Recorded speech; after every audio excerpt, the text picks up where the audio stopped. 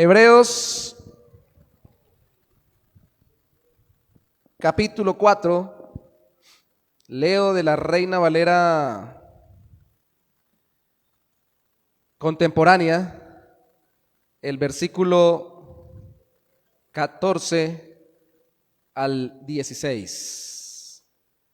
Dice: por lo tanto, ya que en Jesús, el Hijo de Dios, tenemos un gran sumo sacerdote que traspasó los cielos, retengamos nuestra profesión de fe, porque no tenemos un sumo sacerdote que no pueda compadecerse de nuestras debilidades, sino uno que fue tentado en todo, de la misma manera que nosotros, aunque sin pecado. Por tanto, acerquémonos confiadamente al trono de la gracia para alcanzar misericordia y hallar gracia para cuando necesitemos ayuda. Solo de estos 3 versículos podríamos sacar toda nuestra enseñanza. El primero de ellos podríamos decir que nos llama a reconocer por qué Cristo debe ser el objeto de nuestra fe, porque Él llegó al cielo después de redimirnos con su muerte. El segundo, que es el versículo 15, podríamos recordarnos que su mediación, o el hecho de que intercede por nosotros, lo hace desde el conocimiento, porque Él vivió como ser humano, sin pecado, sin contaminación con el pecado, pero sí siendo tentado por el pecado, porque así como Adán, que no había conocido el pecado, fue tentado, Cristo, que tampoco lo había conocido, fue tentado. Y el último versículo, el 16, que nos acerquemos a Él, porque Él está para acercarnos al Padre. A veces no aprovechamos esos llamados a acercarnos a nuestro Señor. Es que así como muchos ya no quieren una relación conyugal porque tuvieron un mal cónyuge, y muchos otros no quieren estudiar porque tuvieron un mal profesor, muchos no ven a Cristo como sacerdote ni estudian su sacerdocio por la imperfección de los sacerdotes o mediadores humanos que han conocido. Y no estoy hablando simplemente de los sacerdotes católicos, sino de cualquier persona que se ofrezca como ministro, como líder, para ayudar a la gente a conocer a Dios, que la gente termina viéndolo como el sacerdote católico. A veces los cristianos evangélicos vemos más a los pastores como casi que curas católicos y no como creyentes igual que nosotros, que están liderando porque Dios los llamó a servir en esa área. Pareciera que los viéramos como venimos del mundo católico romano, como los curas católicos son vistos en el mundo católico, que es más la visión que se tenía en el Antiguo Testamento del sacerdocio, no en el Nuevo Testamento. Y esa mala experiencia también, como por ejemplo alguien puede desinteresarse de la obra de Cristo cuando le dicen que quiere reconciliarlos con el Padre porque tuvo un mal padre. También alguien porque Cristo se le diga que es sacerdote e intercesor delante de Dios por él, como tuvo malas experiencias con sacerdotes, diga, no quiero eso de Cristo. No debe hacernos desconocer que Jesucristo descendió para ayudarnos y permanece a nuestro favor en los cielos como sumo sacerdote de nuestra eterna salvación. Y es que se nos olvida que el sacerdocio es para ayudar o mediar entre las personas y Dios, y nadie como Cristo para hacer eso por el ser humano. Esto lo vimos desde el inicio de la carta, en los primeros versículos, que me demoré una sola predicación en solo los 2 y medio primeros versículos. Decía que por medio de Él, mediante el Hijo, Dios creó todas las cosas, y decíamos que, ojo, si todo es mediante el Hijo, para que venga de Dios, todo es mediante el Hijo para que vaya a Dios. Y decíamos que Juan lo establece en el capítulo 14 de su Evangelio, donde dice las palabras de Cristo, las deja registradas: nadie viene al Padre sino por mí. Nadie va al Padre sino por mí. No hay otra manera, no hay otra ayuda para ir al Padre. Y de una vez, para quienes nos ven en las redes o para quienes están acá, vienen del contexto católico romano, y para quienes puedan estar presentes que todavía tienen mucho ese contexto en su mente, de una vez Dios me recordó fuertemente. He estado haciendo un trabajo en la universidad, estaba viendo ciertos ministros que me gusta mucho su labor apologética, y conectado con el tema recordé que en la mayoría de nuestro contexto social es católico romano. Y así como confunden al cura, al pastor con el cura, confunden a Jesús con María, confunden a Jesús con los santos, ya muertos, que supuestamente interceden por ellos.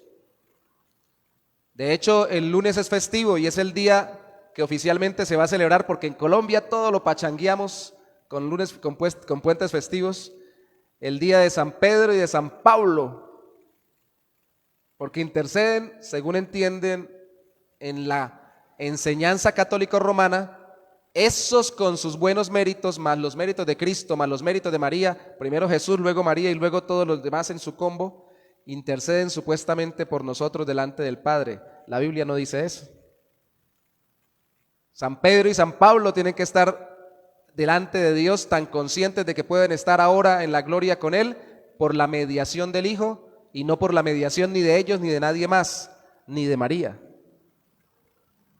Entonces hay que aclararlo y hay que recordar que ese punto es el que lamentablemente mantiene a muchos dentro del catolicismo romano sin poder dar el paso realmente de entregarse a Cristo, porque hay una suerte de costumbres y de emocionalismo y sentimentalismo maternal, que casi que creer que se va a Dios solo por medio de Cristo es negar a la mamá, porque no creen que sea por medio de María. Y hay una manipulación emotiva muy fuerte. Gracias a Dios, cuando pasé por allí, porque yo nací como muchos de ustedes en un hogar católico romano, me enseñaron allí, la primera cosa rara que sentí de niño, experiencia que para mí fue con Dios, como tuve una especie de sueño dormido y vi a alguien grandote que llegaba al cielo. Yo creo que era Dios preparando mi corazón desde niño para algún día encontrarme con Él en Cristo. Como le vi unas faldas, dije, esta es María, porque tenemos ya un concepto, una preconcepción, pero la realidad es que aquí los hebreos querían ir a la mediación del Antiguo Testamento a través de los sacerdotes judíos. El autor los está corrigiendo para que vayan solo por medio de Cristo, pero hoy en día muchos quieren volverse a la mediación en María. Ya está de moda, hermanos. Miren el internet. Está de moda que diga, regresé al catolicismo romano, volviendo a casa, regresa al hijo perdido, que se había ido con los hermanos separados. ¿Por qué? Una de las razones es esta. Otros están volviendo por otra cosa, que es que le dicen que Cristo está en la hostia y eso nunca lo habían contemplado. Eso se llama transubstanciación y eso no es bíblico, pero les llama la atención eso. Y otro le llama la historicidad, dice, estamos conectados con la Iglesia Católica. Los que estuvieron con clase conmigo hoy, estábamos hablando sobre los pactos y todo lo demás, y decíamos que el asunto no es cuándo empezó la Iglesia Católica y si empezó antes que la Iglesia Evangélica. El asunto es cuándo dejó la Iglesia Católica de ser Iglesia Católica Romana, porque antes de ser católico romana fue católica o universal, en todo lado había creyentes de Cristo. Entonces, no es imponer costumbres, ritos, es que la congregación y el creyente individual, pero la congregación en general, vayan a Dios por medio de Cristo. Si solamente eso se graba, bendito sea el Señor, porque voy a tratar de recortar. Esta vez vamos con más, hermanos, vamos hasta el capítulo 10. ¿Cómo están listos para leer hoy? Caliente, si quiere, párese un momentico. Caliente. Vamos a leer. Pero no vamos a leer tanto. Lo que vamos a ver es sencillo. ¿Qué rasgos superiores y únicos tiene el sacerdocio o la mediación intercesora de Cristo por nosotros ante Dios? ¿Qué hace que esa intermediación entre Dios y nosotros, para venir de parte de Dios lo que Él quiere darnos y para llevarnos hacia Dios y darnos su gracia delante de Él, tiene Cristo, que no tiene nadie más? Primero, Él es un mejor sacerdote, o es un mejor sacerdocio. Segundo, Él ministra un mejor pacto o una mejor forma de Dios relacionarse con su pueblo. Y tercero, Él ofrece un mejor sacrificio o un mejor sustituto por nuestros pecados. Mejor sacerdote, mejor pacto, mejor sacrificio. Mejor sacerdocio, si lo quiere colocar, mejor pacto y mejor sacrificio. Cositas sencillas que usted se puede grabar en su mente y en su corazón y que cuando llegue a la casa puede retomarlas.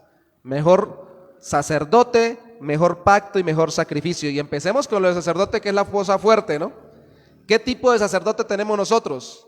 Uno que, como en el Antiguo Testamento, pasaba por entre la cortina que dividía el lugar santo del lugar santísimo solo una vez al año, primero ofreciendo por sus propios pecados y luego por los del pueblo, pero el resto del año se la pasaba ofreciendo por el pueblo más acá de la cortina.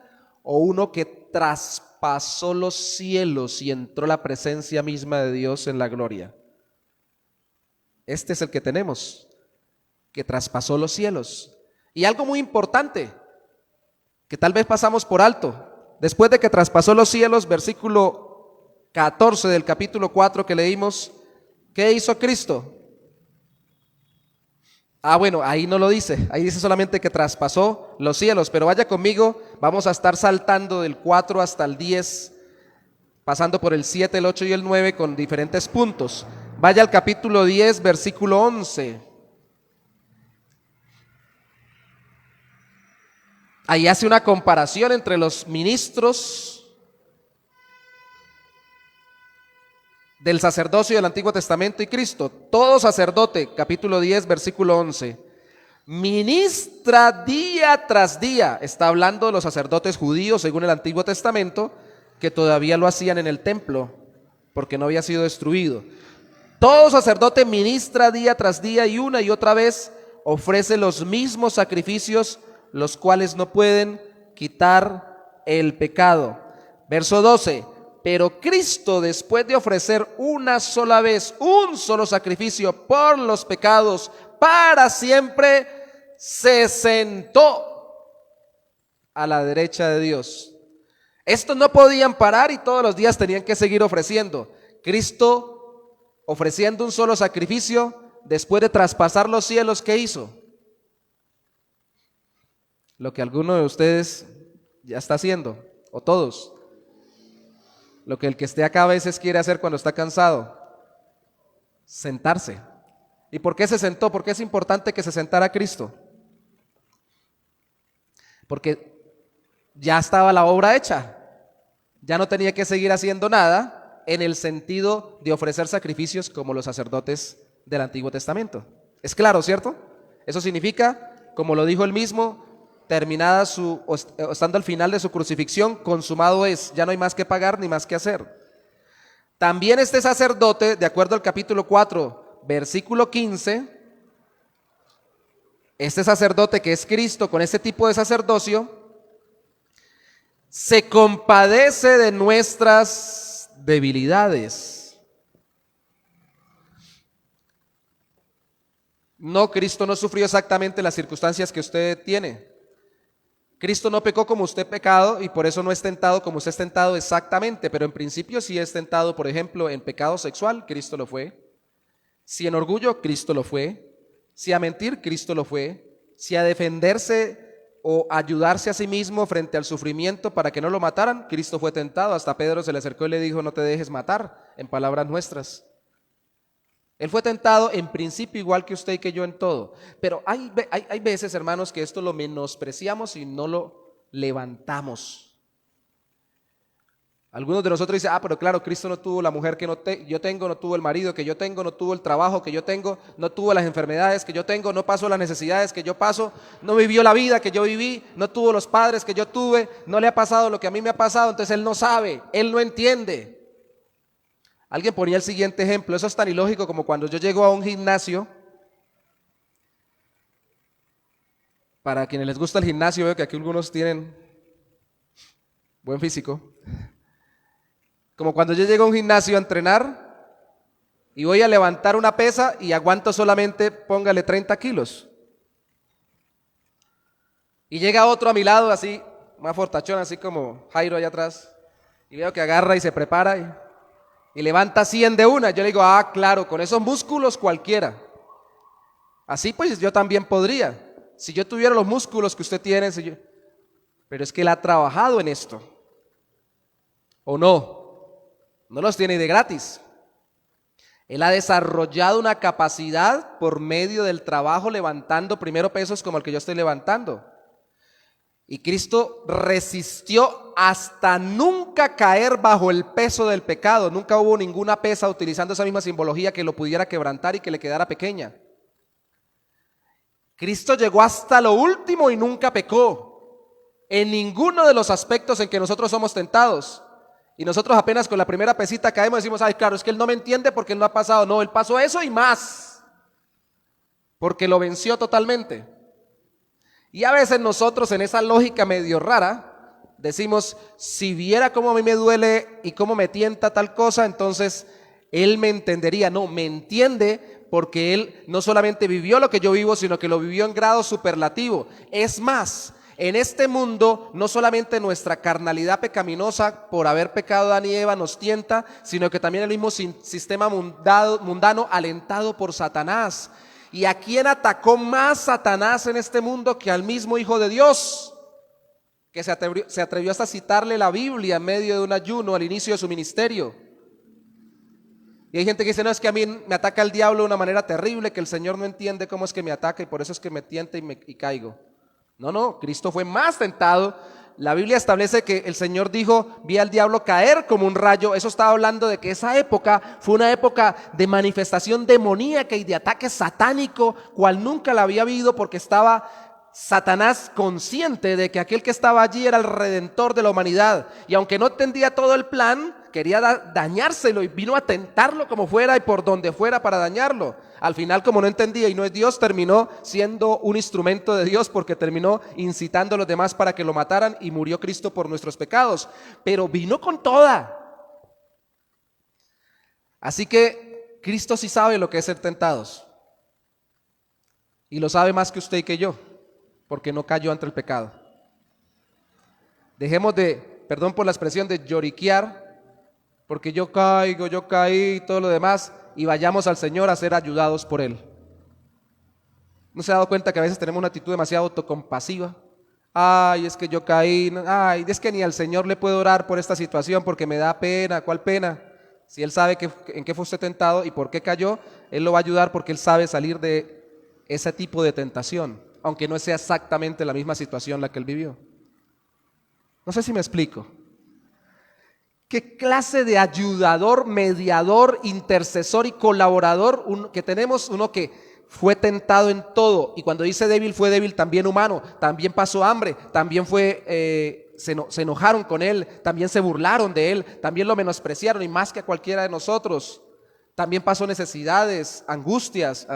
Una de las series que está por ahí dando vueltas es la única que yo he visto donde Cristo está martillando algo y se machuca un dedo. También seguramente se machucó un dedo cuando estaba haciendo algo, no solamente nosotros. Todos piensan, no, como era el Señor y Salvador, todo lo hacía perfecto. Lanzó el martillo y cayó exactamente en la cabeza de la puntilla y pasó, y nunca le tocó cuando hacía algo así. Es que la perfección que hablamos de Él no es de acciones físicas en este lugar, hablamos de acciones morales en santidad y sin pecado. De hecho, en esa misma serie lo ponen a jugar, lo hacen encontrarse con sus amigos de la infancia, en la serie, cosa que no está en la Biblia, y se ponen a jugar entre ellos y es el más malo para jugar. Y hasta lo ponen a roncar, cosa que me ayudó mucho a mí para poderme defender de los que no les gusta que yo ronque. Dice, ve, Jesús de pronto también roncaba. No puede ser que mi Señor y Maestro, claro que sí, seguramente le tenía que ir al baño como cualquiera y seguramente tuvo alguna vez una dificultad estomacal o tuvo una fiebre o tuvo un cansancio. No llegó donde la samaritana diciendo que estaba con mucha sed. ¿Acaso lo dijo en Juan capítulo 4 de pura pantomima, de pura excusa para predicarle? De verdad tenía sed, le daba sed.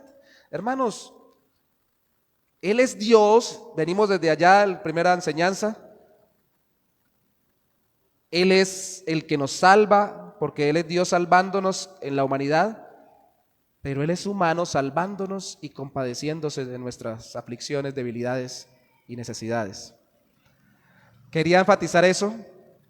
También quiero decir algo que demora varios versículos y hasta capítulo entero, y es que Él es de un orden sacerdotal superior, ese sacerdocio de Cristo. Mire el capítulo 5, versículo 6.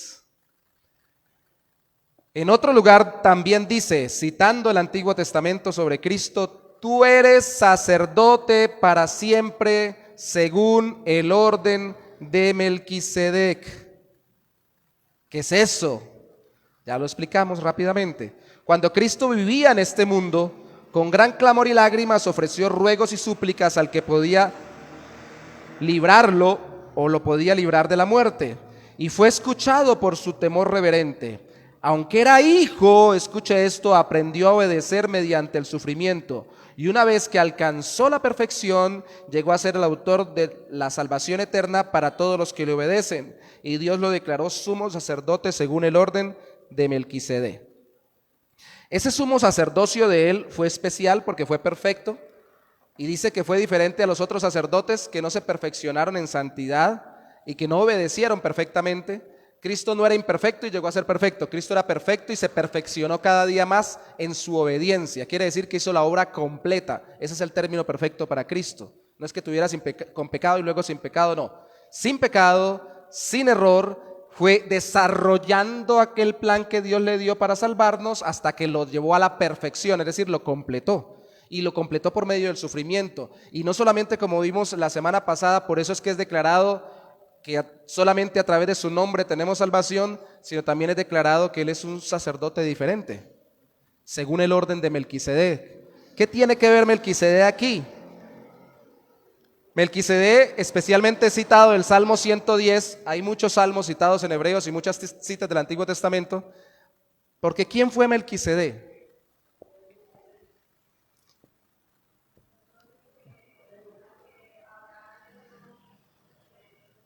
Exacto, varias cositas que vamos a resumir de todos los textos que hablan de Hebreos allí.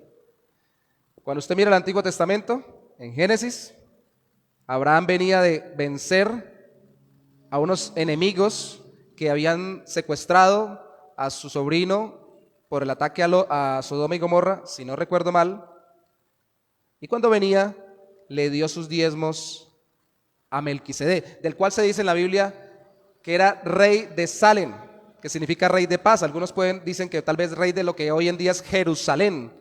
Ya son especulaciones, pero la palabra incluso Melquisedec habla de su reinado. Era una especie de rey, sacerdote, una cosa que en un principio era el diseño para nosotros los seres humanos. Todos tendríamos que ser sacerdotes, reyes y profetas del Señor. Pero luego, como entró el pecado, tuvo que Dios generar estas especializaciones que apuntan al oficio perfecto de Cristo, que es sumo sacerdote, perfecto rey y perfecto profeta, pero que todos deberíamos desarrollar cuando nos convertimos a Cristo. Pero como ya estaba Abraham, pero estando Abraham todavía no estaba el sumo sacerdocio conforme el Antiguo Testamento, porque Abraham tuvo a Isaac, Isaac a Jacob, Jacob tuvo a 12, para no extendernos, y entre los 12 estaba Leví, y de la tribu de Leví vino Moisés, pero el hermano de Moisés era Aarón, y de los descendientes de Aarón fueron llamados los sacerdotes. El sacerdocio aarónico no lo tenía Cristo, porque Cristo no descendía de la tribu de Leví, Cristo descendía de la tribu de Judá. Entonces alguien en esa época pudo haberle dicho, pero ¿qué sacerdote ese es suyo, Jesucristo, que intercede por nosotros, si ni levita era?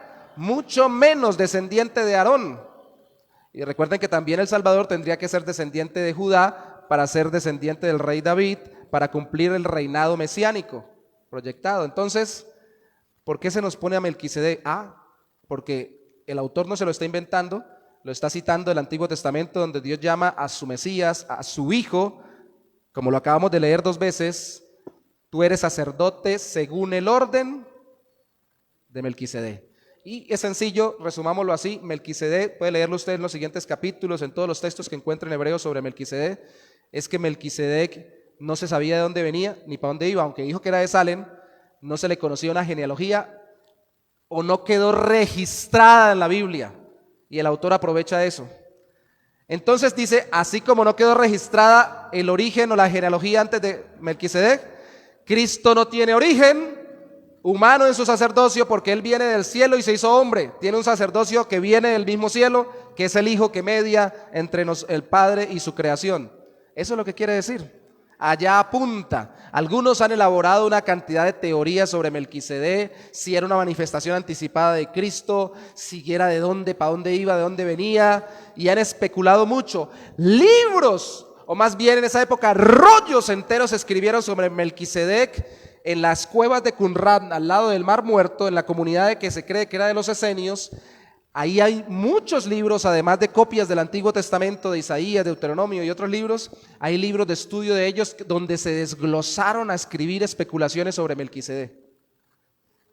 Pero ellos relacionaban a Melquisedec de alguna manera con el Mesías. Sencillo, Cristo no tiene inicio ni fin en su divinidad. Sí tuvo un inicio en su humanidad. Entonces, como no se sabía el inicio o la genealogía anterior de Melquisedec, el autor utiliza esto para decir, este es el orden, este es el tipo, esta es la forma de sacerdocio que tiene Cristo, una que no está conectada con el sacerdocio del Antiguo Testamento y por eso es mejor. No solo no tiene principio, es desde la eternidad como hijo de Dios, sino que no tiene fin. Ese es el orden de Melquisedec. ¿Sí queda claro, hermanos? Ahora, ya si usted quiere creer que Melquisedec era, no sé, Papá Noel o lo que sea, ya eso son especulaciones que le pone la gente. Lo que sabemos es que el autor utiliza de esta manera a Melquisedec para apuntar a Cristo. Y esto último, de que no tiene fin, mire el capítulo 7, versículo 23 conmigo. El capítulo 7 es el del sacerdocio según Melquisedec. Y habla de Melquisedec y da cosas sobre Melquisedec y cosas que se pueden prestar para especulación. De hecho, algo muy importante que no retomé del texto es que el mismo, dice autor, el mismo Leví que tuvo los sacerdotes del Antiguo Testamento descendiente de Aarón, estaba, por así decirlo, dando los diezmos en Abraham, porque todavía no había nacido ni Isaac, ni Jacob, ni Leví, ni los sacerdotes, cuando le diezmó a Melquisedec, y el principio es este: el menor le da al mayor. Entonces dice que Jesucristo es de ese tipo de sacerdocio. Jesucristo tiene un sacerdocio mayor. Eso también está en el capítulo 7. Pero en el versículo 23 dice: ahora bien, los otros sacerdotes, los del Antiguo Testamento, fueron muchos porque la muerte les impedía continuar. Pero Jesús tiene un sacerdocio inmutable, no cambia, no hay quien lo reemplace ni va a cambiar, porque Él es quien permanece para siempre. Por eso también puede salvar para siempre a los que por medio de Él se acercan a Dios, ya que vive siempre para interceder por ellos. Nadie puede orar e interceder tanto por Dios o por nosotros delante de Dios como Cristo. Su obra está asegurada porque no solamente Él vino en su humanidad y murió por nosotros, sino que sigue intercediendo en el cielo por nosotros ante el Padre. Por eso es que la salvación que nos da es eterna. En serio, hermanos, ¿ustedes alguna vez no han pensado que necesitan que oren más por ustedes? Yo he pedido, Pablo lo pedía, eso no es antibíblico: hermano, ore por mí, ayúdeme a orar por tal cosa. Debemos orar los unos por los otros. Pero si todo el mundo dice que va a orar por mí y nadie ora por mí, ¿qué esperanza tengo? La esperanza plena del Salvador que tengo, que no solamente es Dios hecho carne que murió por mí, sino que está a la diestra del Padre intercediendo continuamente por mí. Si padre y madre te dejaran, con todo Jehová te recogerá. Jesús es Jehová el Hijo, o Dios Hijo, y está en su humanidad intercediendo delante del Padre por mí como sumo sacerdote de mi fe o de mi confianza en Él. Aunque mi mamá dejara de orar por mí, aunque me echara todo mundo, aunque nadie quisiera pedirle a Dios por mí, al final, como diría una canción de los Luthiers, no me importa, no me importa. ¿Por qué? Porque Cristo intercede por mí. Así que también, pero nadie ora por mí, deje eso. Pide oración, pero si nadie ora por usted, ¿qué importa?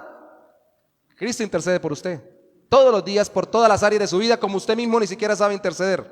Claro, Él lo va a guiar por el Espíritu Santo para interceder cada día mejor por su propia vida, pero Él es un sumo sacerdote perfecto, es mediador con un mejor sacerdocio, porque mire el versículo 26 al 28, es perfectamente santo. Jesús, el sumo sacerdote, 7:26, que necesitábamos tener. Él es santo, inocente, sin mancha, apartado de los pecadores, exaltado por encima de los cielos. No es como los otros sumos sacerdotes, los del Antiguo Testamento, que diariamente tienen que ofrecer sacrificios, primero por sus propios pecados y luego por los del pueblo. Jesús hizo esto una sola vez, lo del sacrificio, y para siempre, cuando se ofreció a sí mismo. La ley nombra sumos sacerdotes a hombres débiles, sí pecadores, pero no solamente pecadores, débiles solo por ser hombres que no permanecen para siempre. Pero el juramento, que es posterior a la ley, nombra sumo sacerdote. ¿Y por qué posterior a la ley? Porque aparece en un salmo. Nombra sumo sacerdote al Hijo, quien ha sido hecho perfecto para siempre. ¿Y cuál es el juramento? El que Dios juró: tú eres mi Hijo, sacerdote para siempre, según el orden de Melquisedec. Y está en un salmo, no está en la ley de Moisés o en los primeros 5 libros. ¿Qué quiere decir aquí? Si le falla el pastor, tal vez no le falle igual que le falló el cura, espero, ¿no? Ni que le falló el chamán o Anacleta la peluda cuando usted fue ante ella para que le averiguara el futuro, o que le falló el motivador o el líder motivacional, o el psicólogo o el consejero, el profesional, cualquiera, con buena o con mala intención, al que usted haya apelado para que le dé una guía en su vida. Cristo no va a fallar porque Él es perfecto, santo, más sublime y más glorioso que los mismos cielos. Él no falla, Él es perfecto. Por eso es que somos cristianos, como lo dijimos en el primer sermón, el primer día de esta serie. Eso excusa a los pastores o a los líderes o a los que ayudan de parte del Señor a los demás, no los excusa, los hace más responsables de mostrar a Cristo y de reconocer sus fallas para que también lleven a Cristo y no lleven a las personas a sí mismos. Cuidado, nosotros intercedemos, sí, pero intercedemos en el nombre de Cristo y por medio de Cristo por las personas, no en nuestro propio nombre. Él es el sumo sacerdote de nuestra fe. ¿Sí me explico? Él es el santo, puro y sin mancha. A veces alguien dice: ore por mí, ore por él. Y ojalá haga lo que trato de yo hacer cuando me escriben en WhatsApp o algo, así sea en un momento: Señor, paro un segundito y digo: Señor, te pido por esta persona, para hacerlo, porque si no, cuando nos volvamos a ver dentro de 2 meses, uy, me fue bien, gracias por orar por mí. Y uno dice: uy, le fue bien, gracias porque no oré por él. No, mejor pare, así sea en algo que esté haciendo, así sea segundito y ore, porque después se le va a olvidar. Pero si puede, apunte y después en su tiempo devocional ore por él. Pero cuando ore no puede orar diciendo: Señor, yo que soy tu hijo y que camino en santidad y que vivo obedeciéndote y cumplo tus mandamientos, te pido hoy por fulanito de tal. No, esa oración no llega ni al techo. Parecida a la del fariseo que estaba junto con el publicano en la parábola de Jesús y decía: Señor, yo no soy como este publicano, yo sí doy diezmos de todo, yo sí ayuno 2 veces a la semana, yo sí, ese no. Esa oración, dice la Biblia, Jesucristo la describe como orando consigo mismo. Era hablando así, su Dios era el mismo. Oramos en el nombre de Jesús: Señor, te pido por fulanito en el nombre de Jesús, que tengas misericordia de él, por medio de Cristo me acerco a ti, a interceder por él, según tu voluntad, porque confío que Cristo me da la entrada para orar a ti, en el nombre de él. ¿Se dan cuenta que en el nombre de Jesús no es solo una abracadabra o un ábrete sésamo? Es una realidad que tenemos que experimentar cuando oramos. Es mejor sacerdote, tiene mejor pacto. Vaya conmigo.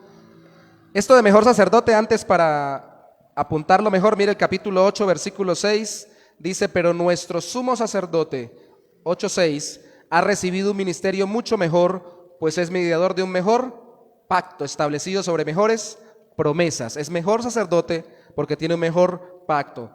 Devuelvas el capítulo 7, versículo 22, y allí puede leer: por lo tanto, es Jesús quien garantiza un pacto mejor pacto, el nuevo pacto que en Lucas se le llama o lo llama Cristo cuando están en la cena, dice: esta es la sangre de mi nuevo pacto, no del antiguo pacto. Los que estuvieron conmigo ahorita en la clase vimos los pactos y vimos cómo especialmente aquí se apunta dentro de la teología pactual o dentro del desarrollo del reino de Dios en la relación Dios con un pueblo, más que todo al pacto mosaico con Moisés, que era con sacrificios de animales y que era con liberación de la esclavitud por una tierra prometida terrenal. Aquí es mejor. ¿Por qué? Porque tiene el cielo como tabernáculo. Capítulo 8, versículo 1. Ahora bien, el punto principal de lo que venimos diciendo es que el sumo sacerdote que tenemos es tal, de nuevo, que se sentó a la derecha del trono de la majestad en los cielos. Él es ministro del santuario, de ese tabernáculo verdadero. Ya el autor ha descrito, o no, lo describe en el capítulo 9, el tabernáculo y los sacerdotes en el tiempo de Moisés, pero dice que este es tabernáculo verdadero, levantado por el Señor y no por los hombres, como el que levantó Moisés. Todo sumo sacerdote es designado para presentar ofrendas y sacrificios, y por eso es necesario que también tenga algo que ofrecer. Está hablando ya del ofrecimiento sacerdotal. Si estuviera sobre la tierra, Cristo ni siquiera sería sacerdote, porque aquí ya hay sacerdotes que presentan las ofrendas de acuerdo con la ley, los que estaban todavía en el templo judío. Estos sacerdotes sirven a lo que no es más que modelo y sombra de las cosas celestiales, tal y como se le advirtió a Moisés cuando iba a levantar el tabernáculo: ten cuidado de hacer todas las cosas según el modelo que se te ha mostrado en el monte. ¿Cuál es el punto? El modelo que se le mostró a Moisés para establecer en la tierra como santuario con tiendas, ejemplifica el santuario celestial, los cielos mismos, la relación con Dios plena. Así que Cristo tiene algo mejor que ofrecer que los sacerdotes que entraban en una tienda. Cristo entró fue al cielo. Cristo no entró al lugar santísimo, entró a la plenitud de la gloria con el Padre. No santuario terrenal, no lugar santísimo físico, entró al lugar santísimo de la gloria eterna con Dios. Es mejor este pacto, porque este pacto no depende de un sistema físico para adorar, de un tabernáculo ni de un templo. Nuestro sacerdote entró fue al cielo. Además es mejor pacto porque la ley ya no vienen tablas escritas dadas en un monte con un tipo que tuvo que pasar una cantidad de días ayunando y recibiendo las instrucciones con el mismo dedo de Dios. Qué cosa tan maravillosa y gloriosa. No, esta ley ahora está escrita en nuestros corazones. Versículo 6 del capítulo 8. Pero nuestro sumo sacerdote ha recibido un ministerio mucho mejor, lo leímos, pues es mediador de un pacto mejor, establecido sobre mejores promesas. Si el primer pacto hubiera sido perfecto, dice el versículo 7 del capítulo 8, no habría sido necesario un segundo pacto, el nuevo pacto, el mejor pacto en Cristo. Pero Dios, al reprocharle sus defectos, dicen: vienen días, dice el Señor, que estableceré un nuevo pacto con la casa de Israel y la casa de Judá. Ese pacto no será semejante al que hice con sus antepasados el día que los tomé de la mano para sacarlos de la tierra de Egipto, pues ellos no fueron fieles a mi pacto y por eso los abandoné. Este es el pacto que haré con la casa de Israel después de aquellos días, dice el Señor. Resalte esto en el versículo 10. Pondré mis leyes en su mente y las escribiré sobre su corazón. Yo seré su Dios y ellos serán mi pueblo. Ya nadie enseñará a su prójimo ni le dirá a su hermano: conoce al Señor, porque todos me conocerán, desde el más pequeño hasta el más grande. Seré misericordioso con sus injusticias y nunca más me acordaré de sus pecados y de sus iniquidades. Y esto es lo otro.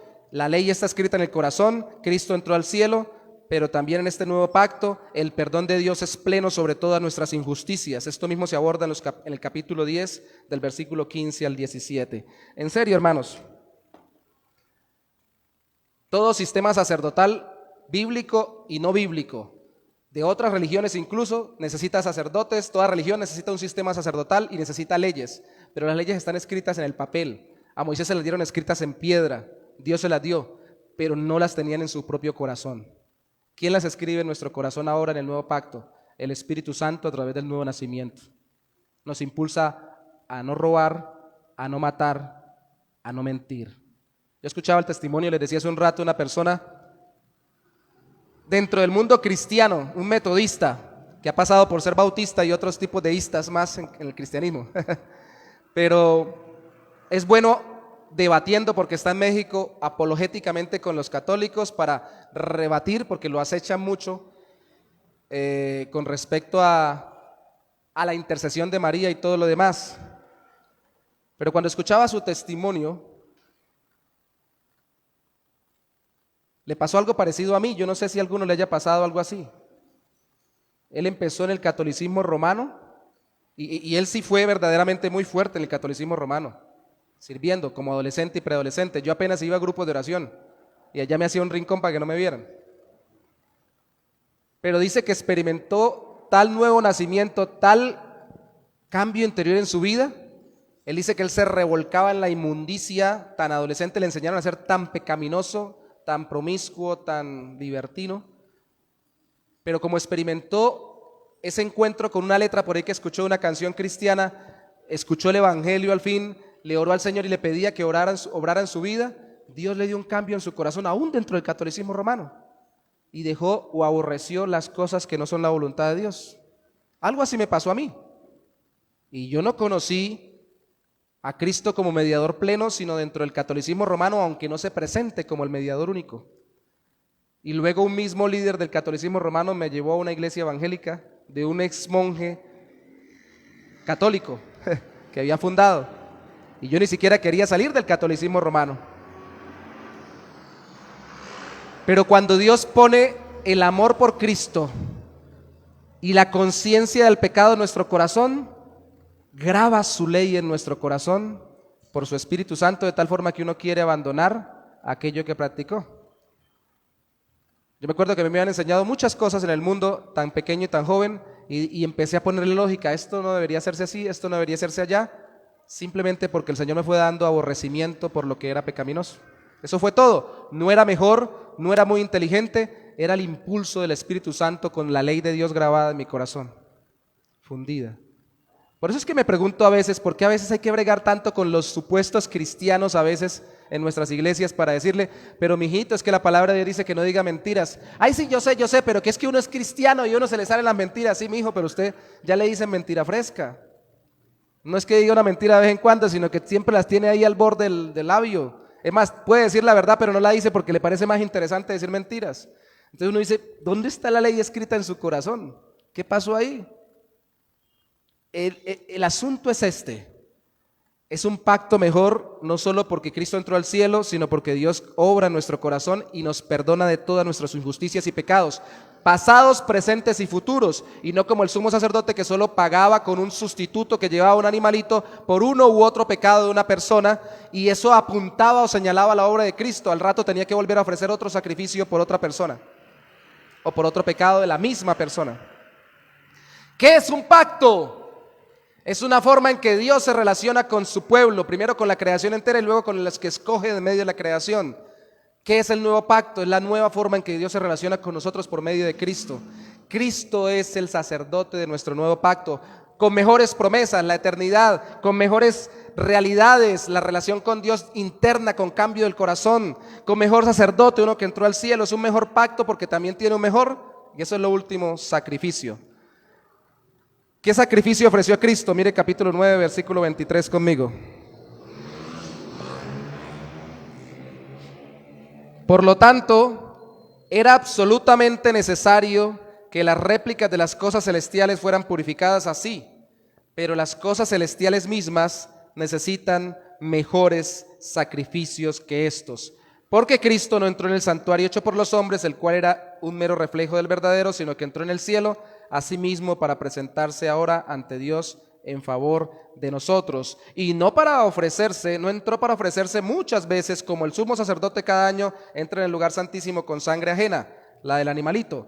Si así fuera, Cristo había tenido que morir muchas veces desde la creación del mundo, pero ahora, al final de los tiempos, se presentó una sola vez y para siempre, y se ofreció a sí mismo como sacrificio para quitar el pecado. Y así como está establecido que los hombres mueran una sola vez y después venga el juicio, así también Cristo fue ofrecido una sola vez para llevar los pecados de mucho, pero aparecerá por segunda vez, ya sin relación con el pecado, para salvar a los que lo esperan. Un sacrificio sangriento, un sacrificio testamentario y un sacrificio purificador. En estos versos vemos que Cristo se presentó con un sacrificio sangriento, no le puse sanguinario porque significa como que mataron a muchos, sino sangriento porque su propia sangre, su propia vida fue puesta en vez de un animalito. Un sacrificio, su humanidad. Un sacrificio testamentario porque lo muestran los versículos 15 al 17, los puede leer usted en su casa.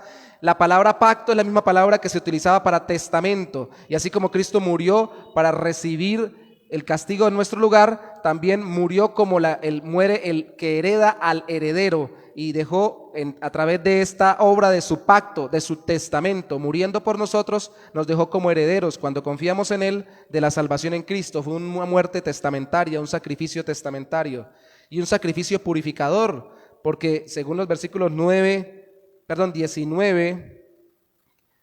del capítulo 9 hasta el versículo 14, purifica Cristo las cosas, las vidas de las personas, quita el pecado, como vimos en el versículo 26, quita la conciencia del pecado. Y no quiero que nos vayamos sin leer este texto.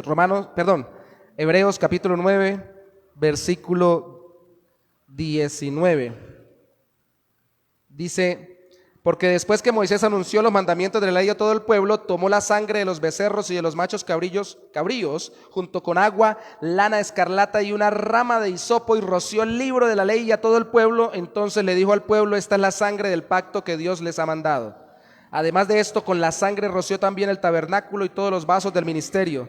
Según la ley, casi todo es purificado con sangre, pues sin derramamiento de sangre no hay perdón, porque tenía que haber un sustituto. Y lo leímos hace un rato en el versículo 23. Cristo vino a purificar el santuario celestial, y Cristo quita el pecado y quita la conciencia del pecado, según Hebreos, creo que he dicho Romanos, según Hebreos capítulo 10. ¿Qué quiere decir esto? Sencillo. Ahí está mi animal, según sumo sacerdote. Lo matamos. Matanga, dijo la changa. Lo abrimos, sacamos lo que toca comernos nosotros, terminamos de hacer conforme dice la ley con lo demás, que pase el siguiente, y sigue el otro. Pero después el siguiente puedo ser yo mismo. Ahora traigo por este otro pecado. Listo. Tumbamos, matamos, cortamos, comemos, desechamos. El siguiente, pero yo podía hacer otra vez el siguiente. ¿Qué es lo que está diciendo acá? Que cuando yo me iba y volvía, era porque mi conciencia o mi conocimiento o mi entendimiento quedaba bajo la comprensión de que yo seguía siendo pecador y de que eso no alcanzaba a quitar o a pagar por mis pecados pasados, presentes y futuros. Ahora, cuando yo creo en Cristo, y aquí los voy a retar, hermanos, porque me alargué ya mucho, a que usted los lleve a su casa en reflexión. ¿De verdad confía en que Cristo pagó y usted es consciente? ¿Ha sido limpia su conciencia de pecado? ¿Usted es consciente de que Cristo ya lo hizo acepto delante del Padre por los pecados antes de conocer a Cristo, ahora que conoce a Cristo y luego de que conoció a Cristo hasta que Él venga? ¿O no? ¿O vive amargado y enlutado por sus pecados? No estoy diciendo que usted no se contriste con la tristeza que da el Espíritu Santo cuando le falla a Dios para que Él lo restaure en su relación con Él. Estoy diciendo, porque eso es el trato como padre, ahora que Cristo pagó por nosotros y nos hizo hijo de Dios. Estoy diciendo si realmente es consciente o vive todavía como Lutero, que vivía luchando. ¿Y cómo me perdonará Dios? Dios me va a condenar, Dios me va a juzgar. ¿Vive todavía con esa conciencia de que Dios lo va a juzgar en la eternidad? ¿No tiene seguridad de su salvación? ¿Realmente no entiende que Cristo pagó por todos sus pecados? No para que siga pecando, pero sí a pesar de que usted de todas formas va a caer en algún pecado. ¿O no? A ver, hermanos, rapidito. ¿Cristo pagó por los pecados pasados? ¿Sí o no? ¿Cristo paga por mis pecados presentes? ¿Y por mis pecados futuros, por los que todavía no he cometido? ¿También? Pero si todavía no los he cometido. Y si no me arrepiento de ellos, si no lo busco a Él, la respuesta es sencilla. Si no lo busco es porque no soy consciente de que Él me perdonó y lo busco para que restaure mi corazón, que sabiéndose perdonado lo ha ofendido. Eso es todo. Pero si no soy consciente de que todos mis pecados, pasados, presentes y futuros, son perdonados por Cristo, por su sacrificio purificador, para no estar como siempre viniendo y viniendo y viniendo como en el Antiguo Testamento, entonces viviré amargado, amargado, amargado, desconfiado, desconfiado, desconfiado, y diré, ¿será que soy salvo o no soy salvo? ¿Será que Dios me perdonó o no me perdonó? Por eso podemos concluir diciendo lo siguiente: debemos seguir confiando en Cristo como lo profesamos desde el principio. Debemos acercarnos confiadamente a Cristo por ayuda, pero también debemos madurar en la forma como vemos a Cristo y damos testimonio de Cristo. Por favor, mire, eso será para otra clase cuando hablemos de posibles textos donde parezca que la salvación se pierde. Ya hablamos de Hebreos 2, ahora Hebreos 6, luego hablaremos de Hebreos 10. En Hebreos 6 dice algo tremendísimo, que el que abandone la fe, no le queda más sacrificio. ¿Qué está hablando ahí este autor? Está hablando de aquellos que parecían creer pero no creían, y eso es una situación hipotética, porque dice el autor mismo en el versículo 9 del capítulo 6, convencidos de cosas mejores que tienen que ver con la salvación para ustedes. ¿Están convencidos de que la salvación tiene que ver con ustedes o es para otro? ¿Sabe? Mire mejor a Cristo y mire mejor su relación con Él y lo que Él hizo por usted, para que deje de estar desconfiando tanto y caminando como un inconverso. Consolarnos en nuestra esperanza en Cristo nos hace falta, y servir a Dios con la conciencia de que Cristo nos ha librado de la condenación por el pecado. Póngase sobre sus pies conmigo, por favor, en esta mañana. Este hombre que daba el testimonio me dio mucha risa, porque dice que a él le dijeron algo parecido a lo que le dijeron a Lutero. El padre que le hacía la confesión en el catolicismo romano le dijo: mi hijo, ¿pero qué tanto confiesa usted? Deje ya la confesadera, porque lo tenía cansado hasta el cura. Así era Lutero. Lutero iba allá donde el cura. Venga, cura, porque el cura era su sacerdote, no Cristo. Usted puede venir donde el pastor, sí, vamos a orar por usted y lo vamos a enseñar, pero yo no le perdono pecados, yo lo llevo a Cristo. Ni le hago su conciencia limpia, la hace el Señor Jesucristo por la obra de su Espíritu Santo. Y tengo que mostrarle a Cristo como lo estoy tratando de hacer hoy. De verdad, lidiar con el pecado es acercarnos a Dios por medio de Cristo. Si no, va a seguir lidiando en sus propias fuerzas. O es Cristo su intercesor, intermediario, su sacerdote, o usted se presenta solo delante de Dios en sus fuerzas. Si nunca lo ha hecho así, nunca ha sido salvado. Si nunca se ha presentado realmente por medio de Cristo y confiando en Cristo, sea salvo hoy. Y si ya lo hizo así, deje de querer volver a querer confiar en sus propias fuerzas. Clave: cada vez que caiga o que peque, el diablo le va a decir que usted ya no merece caminar con Dios.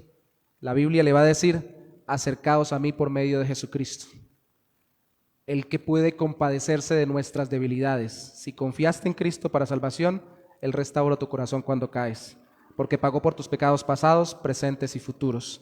Él es tú y mi sumo sacerdote, intermediador delante de Dios. El diablo nos va a alejar de Cristo. Dios, por su Espíritu Santo, nos va a acercar al Señor, para que no dejemos de acercarnos a Dios por medio de Cristo el Salvador. Gracias, Señor, por darnos esta salvación tan preciosa. Paquete completo, digo yo. El Padre creando y creándonos, el Hijo mediando y mediando por nosotros, muriendo y ahora intercediendo por nosotros. El Espíritu aplicando en la creación las órdenes tuyas, y en nuestro corazón tu llamado a que te sirvamos y a que nos convirtamos a Cristo. ¿Cómo perdernos? ¿Cómo desconfiar? ¿Cómo poner un sistema religioso o un supuesto hombre o mujer que haya vivido santamente en el lugar de Cristo, o incluso como para llegar a Cristo en vez de llegar por medio de Cristo directamente a ti? ¿Cómo hacer eso, Señor? La única manera es que nuestro corazón deje de confiar en Cristo como nuestro verdadero mediador e intercesor. Desilusionados estamos de los intercesores ahora en el mundo evangélico, Señor, ya no santos fallecidos, San Pedro, San Pablo y todo lo demás que nos han vendido como intercesores, que no están intercediendo nada, solo Cristo intercede en el cielo. Pero en el mundo evangélico ahora estamos desilusionados, Señor, de tantos hombres, líderes, mujeres también representativas, personas en el mundo evangélico que sean presentados como mediadores para contigo, Señor, es porque hemos puesto nuestros ojos no en el autor y consumador de nuestra fe, Cristo Jesús, sino en aquellos que apenas eran un instrumento del Salvador. Ayúdanos a confiar en ti, para descansar, ser consolados y ayudados por ti. Somos débiles, Señor. Y nuestra falta de confianza en Cristo para venir a ti, acercarnos con confianza en ti por la obra de Cristo, muchas veces es por ese orgullo pecaminoso de sentir que tenemos, que somos, que hacemos, aunque digamos de labios para afuera que no somos, ni tenemos, ni hacemos. Nos acercamos en nuestras fuerzas muchas veces, Señor. Perfecciona nuestra vida de comunión contigo, perfecciona nuestra confianza en ti, porque de eso depende nuestra paz, nuestro gozo, nuestra tranquilidad, nuestra certidumbre de salvación, no de qué tan perfectamente caminamos con Cristo, sino de qué tan perfecto es nuestro intercesor, nuestro sumo sacerdote, nuestro mediador, nuestro Salvador, Cristo Jesús. De eso depende, de su perfección, nuestra salvación. Descansamos, Señor, y curiosamente pecamos menos y nos quebrantamos menos por las debilidades, porque somos fortalecidos por el poder y la gracia en Cristo Jesús. Gracias, Señor, por darnos esa bendición de tal sacerdote que nos convenía, más santo y puro que los cielos mismos, nuestro Señor y Salvador Jesucristo. Le damos la gloria en el nombre mismo de Jesús. Amén y amén. Dios los bendiga.